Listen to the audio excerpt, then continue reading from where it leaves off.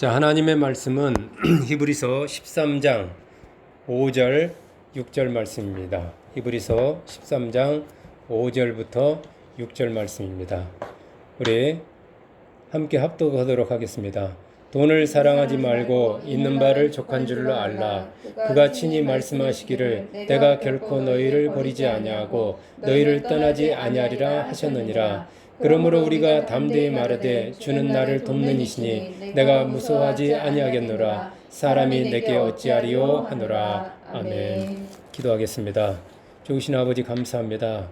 오늘 시간에도 저희들이 비록 온라인 예배로 드리지만은 하나님께 한 마음으로 또 한 뜻으로 하나님 앞에 예배하게 해주셔서 감사합니다. 주 보혈 의지합니다. 보혈로 우리의 모든 죄를 속량해 주신 아버지요, 이 시간에도 그 보혈을 부시고 우리를 만나 주시고 축복해 주시니 감사합니다. 저희들이 간절히 기도했던 여러 가지 기도 제목 하나님 들어주시되 특별히 이 나라와 이 민족과 열방 가운데 함께하여 주시옵소서. 코로나로 이 바이러스로 경제가 또 어려워지고 있고 많은 사람들의 관계들이 지금 아버지 하나님이여 흔들리고 있으며 특별히 또 교회가 예배가 중단되고 그런 상태까지 와 있습니다. 주여 불쌍히 여겨 주시옵소서. 그래서 이 고난의 때를 감화해 주시고 속히 모든 것들이 정상으로 회복될 수 있도록 주여 역사하여 주시옵소서. 보이지 않는 곳에서 코로나와 싸우고 있는 수많은 사람들에게 하나님 위로하여 주시고 지치지 않게 해주시고 힘에 힘을 더해 주시니 감사합니다. 이 시간에 저희 지체들 아버지 하나님 기억하여 주셔서 그들의 삶 가운데 하는 일 가운데 자녀들 가운데 가정 가운데 평안이 넘치게 하여 주시옵소서. 저희들이 하나님 말씀을 사모합니다. 이 시간에도 기다립니다. 하나님 말씀이 선포될 때 아멘으로 받게 하시고 무엇보다도 그 말씀이 지식으로 전달되지 않고 믿음으로 전달되어져서 믿어지는 역사가 일어나게 하여 주시옵소서. 이 시간에도 성령 하나님이 우리와 함께 해주심을 감사합니다. 성령이여 역사하여 주시옵소서. 성령이여 일하여 주시옵소서. 성령이여 임하여 주시옵소서. 감사를 드리며 예수님 이름으로 기도했습니다. 아멘. 자, 지난주 범사에 감사 이 말씀을 제가 전해드렸는데요. 이 말씀을 받고 여러분 환경과 상황에 어떻든지 간에 어떻게 범사에 감사하면서 한번 살아보셨나 모르겠습니다. 그렇게 사셨겠죠. 범사에 감사하는 것이 쉬웠다, 재미있었다, 행복했다고 하시는 분은 이 말씀이 그분 안에 계시는 거예요. 지금 그분 안에 말씀이 들어간 것이고 또 그분이 또 말씀 안에 계시는 그런 분으로 여겨집니다. 그래서 이런 분들은 많은 너희가 내 안에 내가 너희 안에 있으면 이 사람은 많은 열매를 맺는다고 하셨기 때문에 많은 열매, 많은 체험, 많은 복을 받는 것이 멀지 않으신 분들입니다. 반대로 범사에 감사하는 것이 너무너무 힘들어요 이렇게 하시는 분도 있을 수 있어요. 정말 잘 안 되네요. 아니면 어떻게 살다 보니까 잊어버렸네요. 그래서 여전히 또 뭐 그러진 않았지만 본성대로 본능대로 성질대로 살았던 것 같아요. 이런 분도 실망하지 마십시오. 시작이 반이라고 했으니까 그런 분들도 포기하지 말고 이 하나님의 약속의 말씀을 믿고 끝까지 계속해서 뭐 실패했다고 해서 나는 안 된가 봐 그러지 마시고 다시 범사에 감사하자 결심하시고 다시 한번 시작하심으로써 하나님이 예비하시는 그 복을, 이것이 하나님의 뜻이라는 말은 그 안에 하나님의 복이 많다는 뜻입니다. 그 복을 꼭 체험해 보시기 바랍니다. 이 불의의 교통사고로 이 사지가 마비되어서 더 이상 노래할 수 없던 어느 가수가 그런 절망적인 자기의 그 컨디션, 환경 상황을 이기고 한 수십 년 만에 그 기계에 의존하여서 무대에 다시 섰는데요. 그러면서 그 사람이 그 병상에 누워 있을 때는 정말 아무것도 할 수 없지만 일어나는 것만 또 이렇게 손만 움직이는 것도 소원이었고 그 전에는 그런 것에 대해서 당연하게 여겼는데 너무너무 그게 절박하고 감사하고 다른 사람들이 움직이는 거 자기 손으로 밥을 먹는 것이 그렇게 부러울 수가 없었다고 그렇게 하면서 그러면서 그가 내가 다 잃었어도 그래도 말은 할 수 있지 않냐 하면서 생각을 바꾸기 시작하고 원망과 감사 대신에 또 원망과 절망 대신에 감사하기를 시작하면서 이렇게 이제 내가 할 수 있는 게 뭘까? 그러니까 비록 기기에 의존하지만 마침내 목소리를 옛날 같지는 않더라고요. 그런 목소리를 찾아서 그래도 용기가 얼마나 가상합니까? 휠체어 의지해서 그 청중들 앞에 섰다고 이렇게 고백하는데 좀 감동적이더라고요. 자, 답답하고 힘든 현실을 바라보면서 내가 우리가 이런 상황에서도 감사해야 하나 하며 한숨을 쉬시는 분들이 있고 뭐 이렇게 벌써 마음의 감사가 이렇게 사라지면은 목소리에 힘이 없어져요. 그런 분들을 위해서 제가 감사로 생각을 바꾸는 그런 팁이 다 아시는 거예요. 팁을 드린다면 제가 어떻게 희성이하고 어떻게 전화하면서 했던 얘기인데 그 전에 제가 저가 스스로 생각을 바꾸는 방법 중에 하나입니다. 물론 하나님 말씀 생각하면서 할 수도 있겠지만 제가 방금 언급한 그 가수처럼 지금 당면하고 있는 내가 겪고 있는 이 현실보다 더 좋지 않은 상황을 생각하면 이 감사가 어떻게든 그 원망거리, 불만거리를 감사로 생각을 바꿔야 되는 이 의식적으로 해야 되는 노력 중에 해야 되는데 그 중에 하나가 이렇게 이보다 더 나쁜 상황, 환경을 생각하면서 그래도 감사하지 않냐. 이게 하나의 방법 중에 하나입니다. 물론 이제 그러면서 감사일기를 쓰면서 자꾸 뇌로 하여금 감사를 의식하게 하는 것도 중요한 방법이지만 예를 들면 코로나 2단계 상황이 너무 힘들다는 생각일 때 이렇게 생각해 보는 거예요. 아무리 힘들어도 전쟁 상황보다는 낫지 않습니까? 예. 아무리 힘들어도 지금 전쟁보다는 나은 거예요. 예. 그러면서 그 힘들다는 생각을 감사로 바꾸어 보시기 바랍니다. 온라인 강의로 수업을 받아야 하는 그런 학생들 또 학부모들 입장에서도 너무 불편하고 힘들 수도가 있는데 이렇게 생각하면 어떨까요? 1950년 6.25 전쟁 때는 3년 동안 그 이후에도 아예 공부할 기회도 없었지 않았는가. 그때 한참 공부해야 될 그 10대, 20대들은 그 황금 같은 시기에 그 공부할 기회조차도 얻지 못했거든요. 뭐 일제 때를 생각해 봐도 마찬가지. 나라가 빼앗겼는데 우리나라 말을 배울 수가 없었고 일본어로 교육해야 되고 일본 천황의 어떤 그걸 배워야 되는 상황을 생각해 보면 아무리 온라인 강의가 힘들어도 그래도 우리는 아직은 공부할 수 있지 않는가 하면서 이렇게 감사로 생각을 바꾸시기 바랍니다. 제가 이렇게 좋지 않은 현실 상황에 대해서 원망하거나 낙심하지 말고 이게 감사로 자꾸 바꾸라는 이유는 현실을 외면하고 지금 처한 현실을 이렇게 망각하면서 현실을 도피하라는 말이 아닙니다. 그런 말이 아니고 오히려 좋지 않은 이 현실 상황을 바라보면서 침체하고 비판하고 안 좋은 생각을 하고 이렇게 하면 낙심에 빠지면서요. 이 좋지 않은 현실 상황에서 빠져나올 수가 없어요. 감정이고 뭐고 자꾸 침체가 됩니다. 난 너무 힘들어. 현실을 보니까.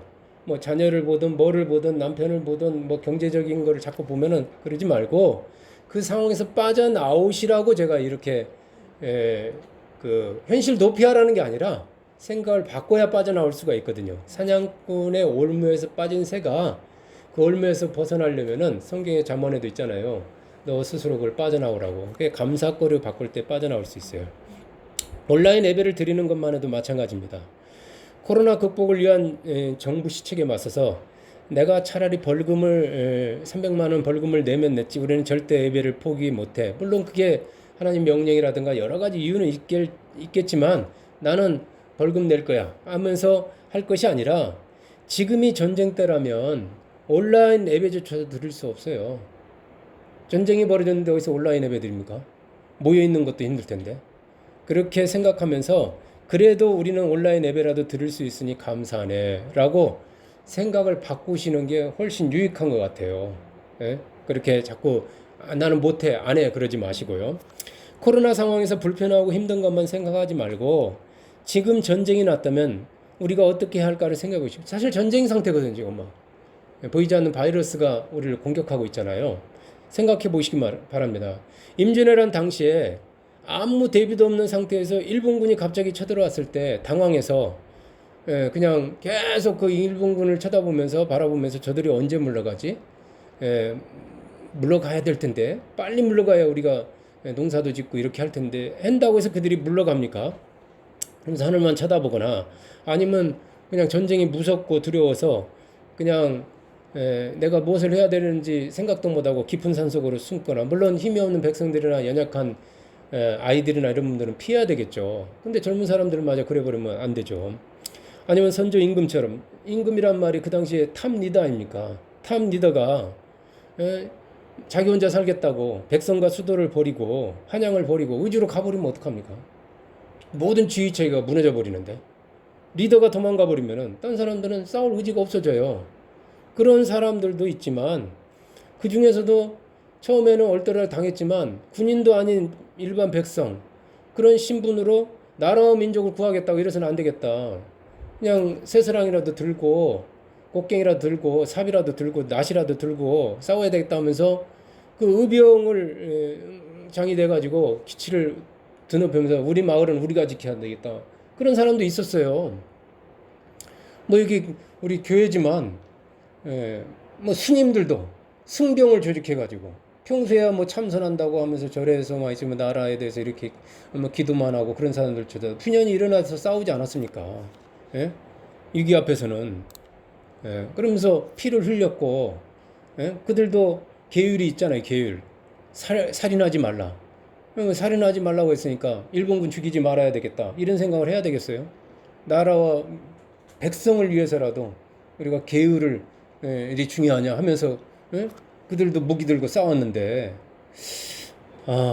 자금의 이런 혼란스러운 현실 앞에서 역사를 좀 생각하면서라도 전쟁이 났다면 지금 전쟁 상황이라면 교회는 어떻게 해야 할까를 생각해 봐야 될 것 같아요. 코로나로 인한 자금 현실을 자꾸 부정하기보다는 빨리 받아들이고 이 상황에서 교회가 어떻게 하는가를 고민하면서 새로운 환경에 지혜롭게 적극적으로 대비해서 어떻게 하든지 이 상황을 극복해 나가야 되겠다라고 생각을 좀 어떤 한쪽이 치우쳐가지고 그쪽 얘기만 듣고 그쪽 생각에만 빠질 게 아니라 좀 거시적으로 또 역사적으로 미래적으로 이렇게 생각을 먹어야 될 것 같아요. 교회 리더들이 특히 그런 얘기들을 자꾸 얘기해야 될 것 같습니다. 일부 교회처럼 외부에서로운 이 바이러스에 맞서서 지금 바이러스에 맞서서 나라와 백성을 지키겠다고 고군분투하는 공직자들도 있고 의료 종사자들이 있는데 저는 정말 막 그 지금 의료에 해서 한참 지금 막 사람들을 치료할 사람들이 파업을 하겠다. 좀 이게 아닌 것 같아요. 뭐 모르겠습니다. 그런 하여튼 입장은 있겠지만 지금 상황이 상황인데 막 그냥 막 치료해야 될 손길도 부족한데 이런 의료 종사자들을 또 그분들을 이해는 하지만 이거 아니면 그분들을 공직자들을 적으로 여기고 그들을 향해서 침을 뱉고 나는 못 믿어. 뭐 양성판정이건 나를 어떤 집회에 참가 못하게 하려고 아니면 예배에 참가 못하게 하려고 양성도 아닌데 양성이라고 했어. 막 하면서 불신하고 유언비를 퍼나르고 그리고 분열을 조장하고 비협조하고 거짓말하고 감추고 그러면서 지난날의 그런 방식 새로운 지금 환경에서 새로운 삶의 방식과 새로운 생각을 해야 되는데 그런 고집하는 것은 뭐 우와 자를 떠나서 이 상황을 극복하는 데 있어서 아무런 도움도 되지 않고 교회도 결코 나는 도움이 되지 않는다고 생각해요. 우리 교회는 자꾸 열악해서 온라인 예배를 드릴 준비가 안 되어 있어서 나는 온라인 예배를 우리는 못 드려. 그냥 오프라인 예배를 드릴 수밖에 없다고 하지 말고 유튜브나 여러 가지 어플 같은 그런 매체들이 많이 있잖아요. 나는 못해. 안 돼가 아니라 그런 이용한 얼마나 잘 돼 있어요 지금. 조금만 신경 쓰면 얼마든지 할 수 있는데 극복할 수 있는데 얼마든지 이 시스템에서도 사람들을 관리할 수가 있고 양육할 수 있는데 왜 나는 못해. 못해. 그러면서 그 과거의 방식을 계속 고집하든지 이런 온라인 시스템을 적극적으로 도입해가지고 어떻게든 코로나로 인한 새로운 환경에 적응하는 것이 나는 지혜로운 태도라고 생각해요. 저 역시 개인적으로 코로나 이 확산 국면에서 어떤 말씀을 전해야 될까? 그래서 저한테 주님이 그러셨어요. 저는 그런 감동이 와요. 저는 너는 내가 너에게 양떼 맡기지 않았냐 그러셨어요. 뭐 여기 함께 예배드리는 분들에게 주신 말씀, 너는 내 양을 먹이라고 그랬거든요. 저에게 주는 말씀은 양은 누군가의 돌봄이 있어야 되고 누군가 그 양을 치워줘야 되고 누군가 먹이지 않으면 양은 스스로가 해결할 수가 없어요. 누군가 보호해주지 않으면.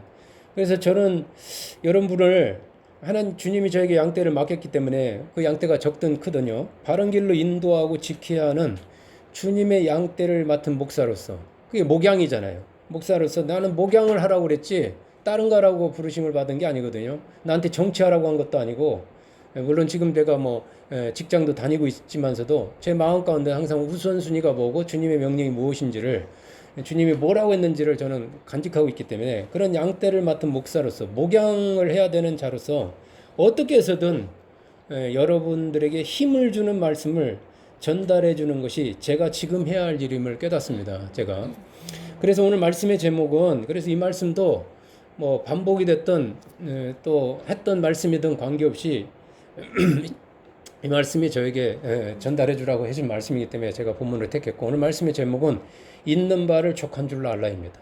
그래서 제목만 딱 들어도 여러분 뭘 해야 될지가 느껴지잖아요. 있는 바를 족한 줄로 알라, 이겁니다. 이 말씀을 주기 전에 주님은 먼저 돈을 사랑하지 말라고 하십니다. 그 본문 있는 바를 족한 줄로 알라 하기 전에 이 말씀은 여러 가지 의미로 받아들일 수 있어요. 돈이나 권력에 욕심을 부리지 말라라는 뜻일 수도 있고요. 돈이나 권력 있는 사람을 부러워하거나 의지하지 말라, 이런 뜻일 수도 있습니다. 아무튼 간에 이 말씀은 하나님 대신에 돈이나 권력 혹은 사람과 같은 눈에 보이는 것을 의지하지 말라는 그런 의미라고 할 수가 있어요. 이 눈에 보이는 돈이나 권력 혹은 명예나 인기, 이게 돈이라는 말 속에 그게 다 저는 포함된다고 생각해요. 그걸 사랑하는 거, 의지하는 거, 그거를 목숨처럼 중하게 여기는 거, 이 명예나 인기, 모든 것을 건 사람은 돈이나 권력 그리고 인기가 없어지면 아무것도 할 수가 없어요. 그리고 그거에 대해서 예민해집니다. 그런 것들에 대해서. 그런 사람은 이런 것들이 없어지는 것에 대해서 극도로 불안해하고 다른 사람들의 평가나 평판에 대해서 신경을 쓸 수밖에 없습니다. 돈이나 권력이 주는 편리함이, 돈이나 권력이, 돈이 우리를 편하게 해주고 우리를 힘있게 해주고 힘을 가진 자에게 어떤 그게 많은 것이 몰리거든요. 하여튼 그 돈이나 권력이 주는 편리함에 길들여진 사람은 결국에는 돈이나 혹은 그 돈을 가진 사람의 노예가 될 수밖에 없어요. 자유로울 수가 없습니다. 명예나 인기에 목숨을 건 사람은 자기 본연의 모습대로 살지 못하고 결국에는 그 대중에 나에게 이렇게 뭔가 나를, 유튜브나 SNS도 마찬가지예요. 계속 사람들의 비유에 맞춰주고 그들을 맞는 얘기를 하다 보면 뭐 나중에는 이제 거짓말까지도 서슴없이 하게 됩니다. 자극적인 말을. 그 대중의 요구에 맞춰서는 꼭두각시가 될 수밖에 없어요. 나중에는 자기가 주체인 척 착각하게 됩니다. 자기가 주인공, 사실은 대중에 의해서 대중이 그를 조종하면서 대리만족하는 그냥 어떤 배우에 불과하거든요. 어떻게 보면. 따라서 이 말씀은 돈이나 권력의 그런 우상화, 제가 우상화라고 그랬어요. 인기나 명예의 주인화, 사람에 대한 신격과에 대한 그런 경고의 말씀이라고 할 수가 있어요. 돈을 사랑하지 말라. 그런 말씀은. 저는 지난 3월에 이 신천지로 인해 가지고 코로나가 확산될 때 그들의 교주에 대한 그 맹목적인 신격화에 대해서 교주뿐만 아니라 그를 이렇게 커버하거나 따르는 그 추종하는 신천지 교인들에 대해서도, 신천지 따르는 그 사람들에 대해서도 비성경적인 그 이단의 그 잘못, 이단의 결말은 참혹하거든요. 이단의 배후에는 정말 안 좋은 영이 있거든요. 그 이단의 잘못된 모습을 제가 하나님 말씀과 제가 그 경험했던 그 체험을 통해서 말씀드렸습니다. 근데요, 그 후에 지금 한 5개월이 지났는데 지금은 그때보다 더 답답하고 제가 힘이 들어요. 신천지 때보다. 제 마음을 이렇게 무겁게 만들고 힘들게 하는 것은 코로나가 아니에요. 코로나로 인한 현실이 힘들고 불편하지만 사실 코로나는 얼마든지 극복할 수 있어요. 예, 희생도 있고 시간도 걸리지만 극복할 수 있습니다. 그렇지만 교회와 목사가 하나님의 말씀과 영혼구원의 그 본질에 관심이 없이 정치와 경제, 이 종교가 분리돼야 되는데 종교와 정치, 종교와 경제, 그 권력이 밀착돼 가지고 대통령 만들기나 어떤 정권 획득에 앞장서고 있고 교회가 본질을 벗어나 있는 것, 이런 모습들.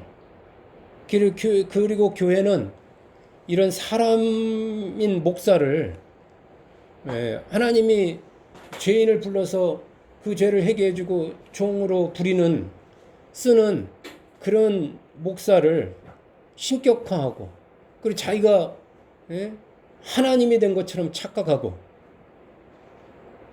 그런 오만방자하게 막 행동하고 그리고 맹목적으로 그런 사람을 또 추종하는 것을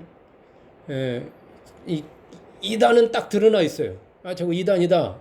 저건 잘못된 정죄가 딱 돼 있는데 그렇지 않은 교회에 막 있는 그런 교회라는 타이틀을 가지고 하는 것을 보는 것이 제가 너무너무 힘이 들어요.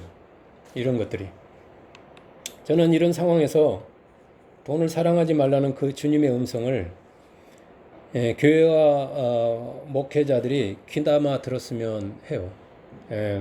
성도들 역시 무엇이 하나님의 뜻인지 말씀으로 냉철하게 분별하고 무엇이 본질이고 무엇을 위해서 주님이 십자가에서 죽었고 무엇을 위해서 하나님께서 그 아들 예수 그리스도 이 땅에 보내서 십자가에서 못 박게 하셨는지 권력자들 앞에서 주님이 힘이 없어서 죽었는지 아니면 주님이 무엇을 하기 위해서 이 땅에 오셨고 무엇을 하다가 하셨고 우리에게 무슨 말씀을 남겨주셨는지를 다시 한번 생각하면서 본질로 돌아오고 초심으로 돌아왔으면 좋겠어요. 그래서 더 이상 사람을 따르지 말고 사람을 추종하지 말고 주님과 말씀을 따르기를 간절히 소망합니다. 정말. 저는 오늘은 이 말씀을 조금 각도로 이게 적용해 보고자 해요. 돈을 사랑하지 말라는 말씀은 과거에는 있었지만 지금 나에게 없는 것. 과거에는 있었는데 지금 나에게 없는 것. 건강일 수도 있고 돈일 수도 있겠죠. 혹은 지나가 버린 것. 처음부터 아니면 나에게 없는 것, 뭐 재능이 됐든 뭐가 됐든 것에 초점을 맞추지 말라는 의미로도 생각할 수 있지 않나 이렇게 생각을 해봐요. 코로나 전국에 적용해 보면 코로나 이전에 누렸던 여러 가지 일상적인 그 삶들, 그 방식에 대해서 지나치게 그리워하거나 집착하지 말라는 거죠. 그것도 어차피 코로나 이전도 과거일 뿐입니다. 그러면 어떻게 할까요? 오늘 말씀의 제목처럼 있는 바를 족한 줄로 알라. 이게 저는 지금 우리들에게 주는 주님의 메시지라고 생각해요. 즉 지나가 버린 것, 없어진 것을 그리워하거나 집착하지 말고 아니면 그런 과거로 자꾸 되돌리려는 시도를 하지 말고 새로운 게 이렇게 환경이 좋으면 새로운 길로 나아가야 되겠죠. 지금 나에게 있는 것, 나에게 주어진 현실을 직시하고 인정하고 그리고 감사하게 먼저 그걸 그냥 감사로 받아들이라는 의미라고 생각합니다. 나에게는 없고 다른 사람에게 있는 것을 지나치게 부러워하지 말라는 의미이기도 합니다. 아니면 우리에게 왜 이런 일이 일어났지? 하면서 그런 일들에 대해서 원망하지 말라는 의미입니다. 지난주하고 맥락이 같아요. 감사의 맥락이, 감사의 말씀입니다. 이 말씀을 다른 말로 바꾸면 제로 상태에서 생각해 봐라입니다. 아까 그 가수가 그전에는 좋은 목소리, 좋은 몸, 돈, 명예 다 가지고 있잖아요. 근데 교통사고로 다 잃어버렸어요. 제로가 된 겁니다. 태초에 어린아이로 태어났을 때 상태로 돌아가 버렸어요. 자기 혼자 할 수 있는 게 아무것도 없어요. 침상에 꽁꽁 누워있어요. 그 상태에서 우리가 점점 커왔듯이 다시 시작하라. 제로 상태에서 생각하라는 말씀이고 좀 더 현실적으로 하면 현실에 빨리 적응하라 이 말입니다. 현실 적응해라는 이 말입니다. 자꾸 현실을 부정하고 이런 일이 일어나지 않았으면 예, 뭐 이런 조건부로 생각하지 말고 현실에 빨리 적응하라. 이 말은 받아들여라. 있는 바를 족하게 그냥 받아들여라라는 의미입니다. 예를 들면 어느 날 갑자기 눈이 안 보인다. 보이는 눈이 안 보인다고 해서 자포자기에 빠지지 말고 눈만 없어진 거지 아직 나에게 남아있는 것이 많잖아요. 그것에 감사하면서 그동안 눈으로만 보았던 세계, 눈으로만 보았던 것을 다른 감각을 발달시켜서 현실에 빨리 적응하라는 것입니다. 예, 나이 드신 분들이 빨리 현실에 적응을 잘하는 경우가 있어요. 받아들이는 게 빠르거든요. 그런 면에서는. 뭐 어차피 늙는 거, 어차피 눈도 나이 들면 나빠지는 거 이렇게 하면서.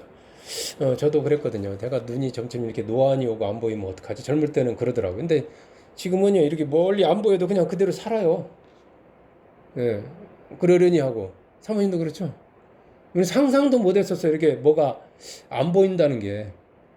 예, 근데 그냥 안 보이면 안 보이는 대로 그냥 뭐 이렇게 안경 꼈다가 그냥 또 돋보기 끼웠다가 불편하죠.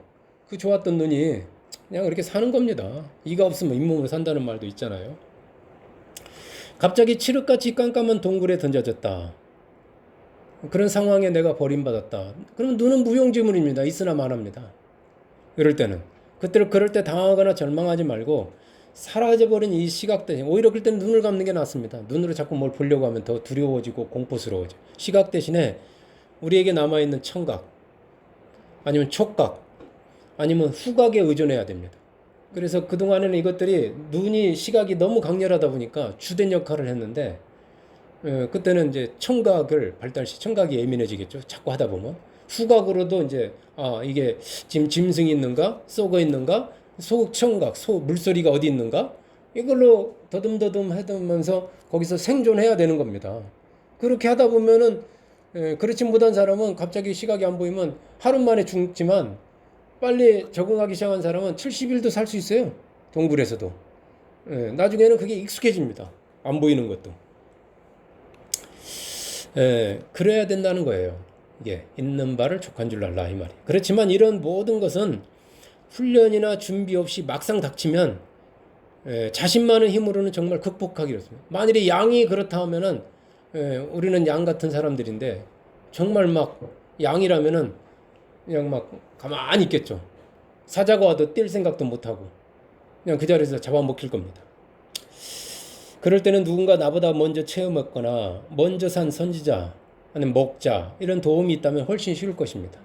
이렇게 누군가를 인도해주고 이렇게 하는 법이야. 나도 전에 그랬어. 너무 당하지 마 하면서 옆에서 누군가 코치해주고 지도해준다면 훨씬 좋겠죠. 그래서 우리는 그 다음 구절에 주목할 필요가 있어요.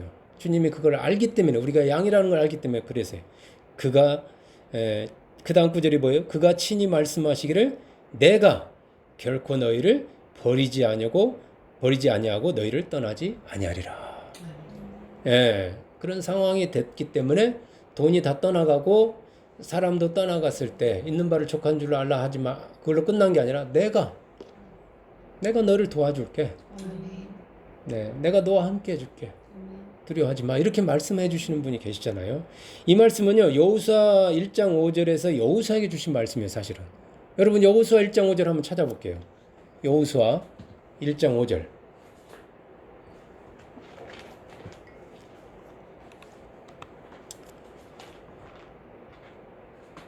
사인을 주세요. 다 찾으셨으면. 학위 팀들. 오케이. 자, 합독합니다. 내 평생에 너를 능히 대적할 자가 없으리니 내가 모세와 함께 있었던 것 같이 너와 함께 있을 것임이니라. 내가 너를 떠나지 아니하며 버리지 아니하리니. 아멘. 갑자기 있던 것들이 없어져도 있는 바를 족한 줄로 알고 지금 현실에 감사하며 그러면서 차분하게 적응할 수 있는 이유는 바로 그 상황 가운데서도 나와 함께 하겠다고 나를 떠나지도 않고 버리지도 않겠다고 약속하신 그 하나님 때문에 그렇습니다. 이 말씀의 배경은 이래요.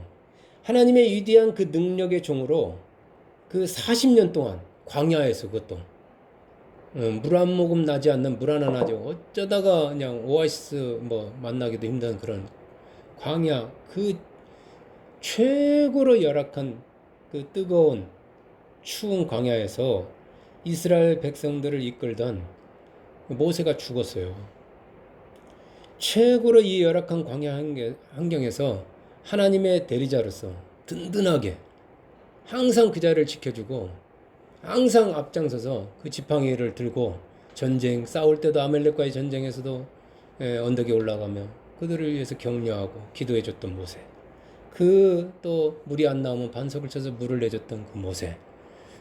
그 모세가 또 하나님께 기도해서 만나를 보내주게 했던 그 모세가 하나님 대리자로서 이스라엘 백성을 이끌고 인도하던 모세가 죽은 거예요. 그 모세의 부재는 이스라엘 백성, 특히 모세의 수종자로서 모세를 아버지처럼 그런 목자처럼 절대적으로 의지했던 여호수아에게는 청천벽력과 같은 엄청난 그런 충격이었습니다.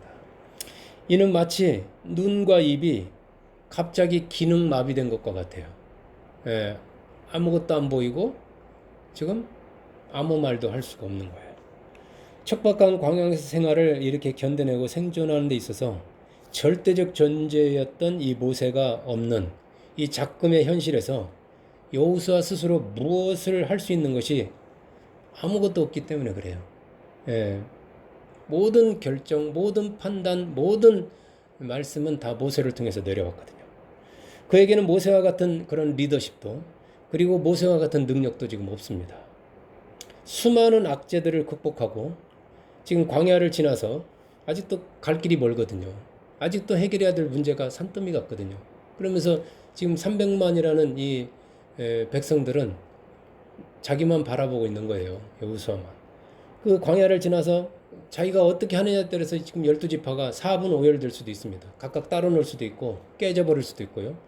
이런 상황에서 요단강을 건너가지고 그 강력한 가나안 족속들이 버티고 있는 그 가나안 땅을 그 도시와 성들을 정복해야 되는데 그리로 나가야 되는데 뒤로 갈 수도 없고 어디 옆으로도 갈 수 없는데 오직 앞으로 나가야 되는데 모세가 없는 지금 이 차세대 리더로 지목된 여호수아에게는 그럴 만한 용기도 능력도 자신감도 없이 그냥 앞이 깜깜할 뿐인 거예요. 지금 이런 상황 가운데 이때 하나님께서 그런 여호수아에게 친히 나타나셔서 그동안에 여호수아에게 나타나신 적이 없었거든요. 여호수아에게 나타나서 말씀해 모든 것을 모세를 통해서 말씀하셨고 모세하고 대화하셨던 그 하나님이 이제 모세의 부재 때 그 여호수아에게 나타나셔 약속의 말씀을 주신 것입니다. 내 평생에 너를 능히 대적할 자가 없으리니 내가 모세와 함께 있었던 것 같이 너와 함께 있을 것임이니라. 내가 너를 떠나지 아니하며 버리지 아니하리니. 광야 40년 동안 이 모세와 함께 하시면서 모세를 통해 기적을 베풀면서 이스라엘 인도하시던 하나님이 이제 여호수아와 함께하며 그 여호수아를 떠나지도 않고 버리지도 않겠다는 말입니다. 다시 말은 내가 너를 모세처럼 대우하고 내가 모세처럼 너를 쓰겠다는 겁니다. 전능하신 하나님이 모세를 잃고 망연자실에 있는 이 여호수아에게 친히 나타나 이렇게 말씀해 주신 거예요. 이 얼마나 힘이 되는 말씀입니까? 많은 사람들이, 많은 목사님들이 그 하나님의 말씀을 음성으로 어떤 또 이렇게 그 한 번 듣고 자신의 모든 것을 버리고 주의 종으로 헌신하고 평생을 따라가거든요. 그 감동, 그 감격이 너무 크기 때문에 지금 여호수아가 느끼는 전율, 감동, 이 감격은 뭐 경험해보지 않은 사람은 모를 거예요. 이 말씀 받은 여호수아의 그 시선은 이제 더 이상 모세에게 가 있잖아요. 아니 더 이상 사라져버린 모세만 바라보아서는 안 된다는 것을 그가 자각하게 됩니다. 그는 이제 더 이상 자신에게 없는 모세, 뭐 정말 절대적인 리더였잖아요. 절대적인 존재 그 감이었잖아요. 그런 이제 더 이상 그런 자신에게 없는 모세를 그는 더 이상 바라보지 않습니다. 예, 그를 떠납니다. 그와 결별합니다. 예. 그의 시선은 이제 과거 모세와 함께 계셨던 그 하나님, 지금 살아계셔서 자기와 함께 하시겠다는 그 하나님께로 그 시선이 옮겨져 갑니다. 모세에서 하나님께로, 모세의 말에서 하나님의 말씀으로. 하나님의 말씀을 받는 그 순간 그의 잠자던 영혼이 깨어 일어납니다. 그 죽어있던 용기와 담대함이 살아납니다.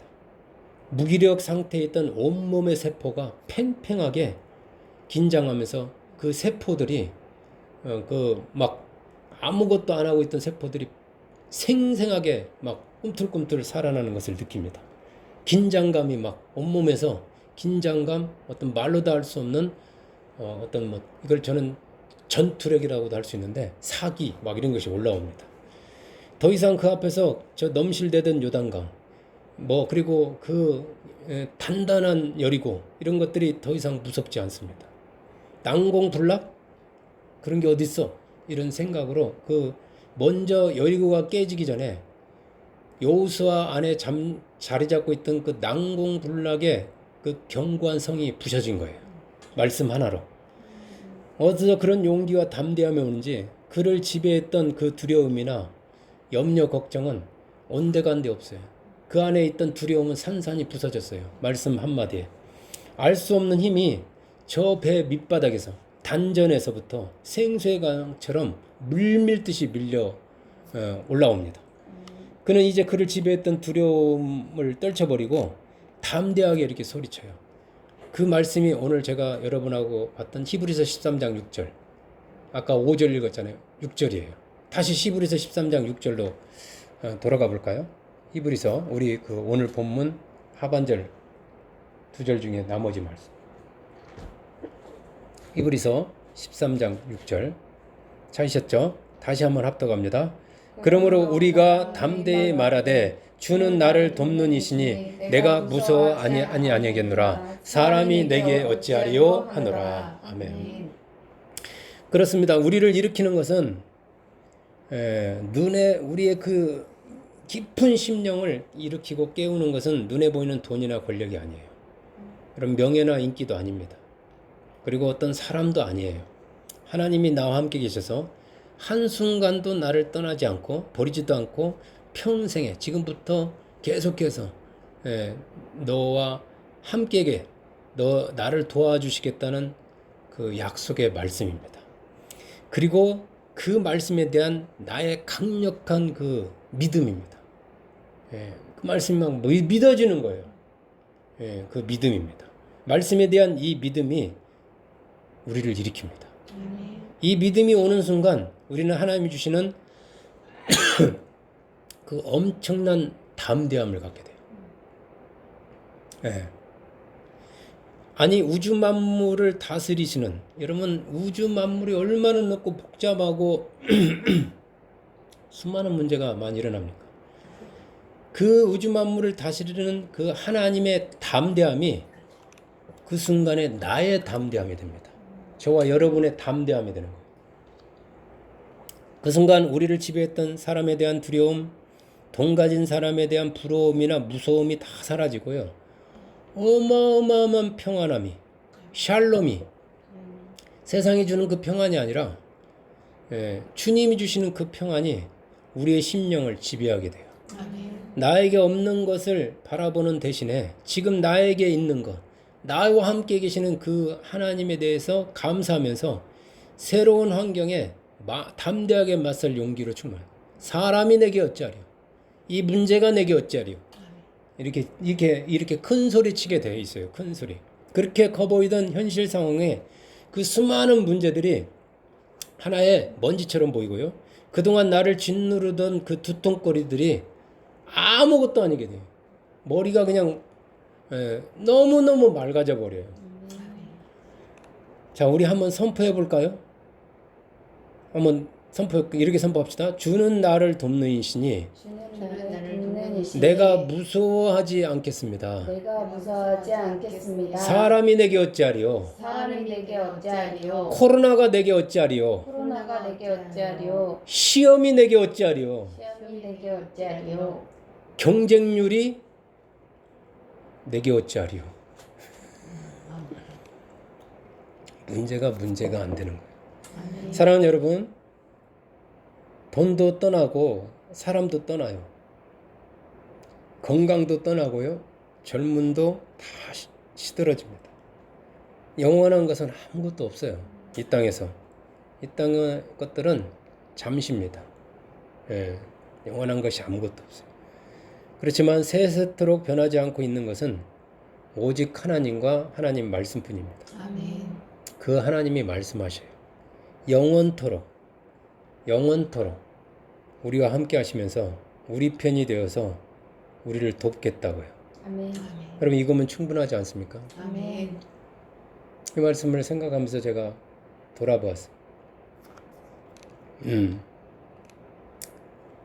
내가 성공했을 때도, 내가 승리했을 때도, 내가 합격했을 때도, 내가 잘 나갈 때도, 승승장구할 때도 하나님이 함께 하셨고, 내가 그 모든 것을 잃어버리고 실패해가지고 바닥에 떨어졌을 때도, 떨어지고 있을 때도, 그리고 막 가정이 막 위기 가운데 풍전등화에 빠졌을 때도, 있던 것 다 사라졌을 때도, 실패했을 때도, 망했을 때도 하나님이 함께 하셨어요. 나를 버리질 않았어요. 나를 떠나지 않았더라고. 그분이 지금도 무엇을 할 때에도 함께 하신다는 것을 느낍니다. 여전히 그분은 이 말씀을 여호수아 모세와 함께 계셨던 그분이 사실 광야 내내 힘들 때 함께 하셨거든요. 모세에게. 모세는 고생만 했잖아요. 여호수아와 함께 계셨던 그 하나님이 시공을 초월해서 시간과 공간을 저와 여러분과 지금 함께 하십니다. 아멘. 우리를 힘들게 하고 지치게 하는 이 코로나 상황도 언젠가는 종식되고 언제 그랬냐는 듯이 지나갈 겁니다. 만사가 다 그래요. 그렇다면 이 사망의 음침한 골짜기 같은 이 시대를, 이 상황을 여러분은 어떤 마음으로 통과하시겠습니까? 숨도 크게 쉬지 못하는 그런 두려움과 공포로 지나가시겠습니까?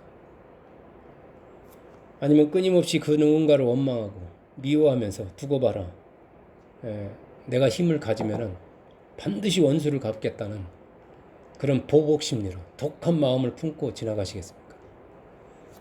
아니면 나와는 상관은 없다는 듯이 모든 것을 부정하고 무시하고 될 대로 되라, 어떻게 되겠지 하면서 그 부정과 무책임함으로 여러분 보내시겠습니까? 사랑하는 여러분에게 하나님께서 말씀하십니다. 있는 바를 촉한 줄로 아십시오. 지금 있는 것에, 지금 살아있음에, 이 순간에 예배하고 있음에 감사하십시오.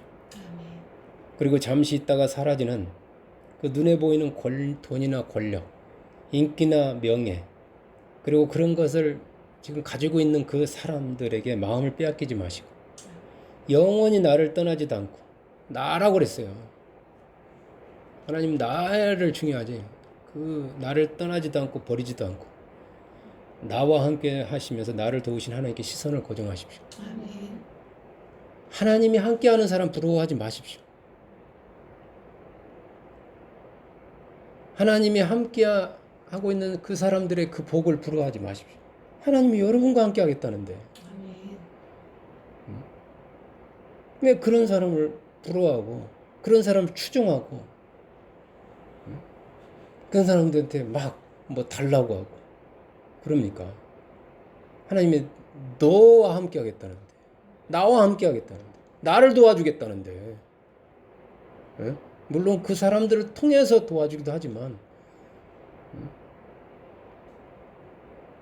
저는 그런 생각을 했어요. 뭘 주시옵소서 해주세요가 아니라 나를 통해서